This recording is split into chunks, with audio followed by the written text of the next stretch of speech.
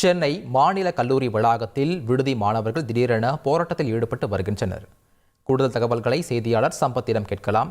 சம்பத், வணக்கம். மாணவர்கள் என்ன கோரிக்கைகளை முன்வைத்து போராட்டத்தை நடத்துகிறார்கள்? அங்கு சூழல் என்னவாக இருக்கிறது? விவரங்களை பதிவு பண்ணுங்க.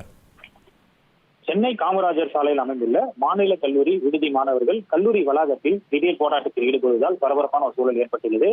மாநில கல்லூரி மாற்றுத்திறனாளி கல்லூரி மாணவர்கள் தங்கும் விடுதியில் வழங்கப்படும் உணவு, தண்ணீர், கழிவறை போன்ற அடிப்படை வசதிகள் எதுவும் சரியில்லை எனவும் உணவை தயாரித்து தரும் சமையலறை கான்ட்ராக்டர் மற்றும் மாற்ற வேண்டும் என பலமுறை கோரிக்கை வைத்தும் கல்லூரி நிர்வாகம் உரிய நடவடிக்கை எடுக்கப்படவில்லை என கூறி சுமார் 200க்கும் மேற்பட்ட கல்லூரி விடுதி மாணவர்கள் தற்போது கோஷங்களை எழுப்பி போராட்டத்தில் ஈடுபட்டு வந்தனர்.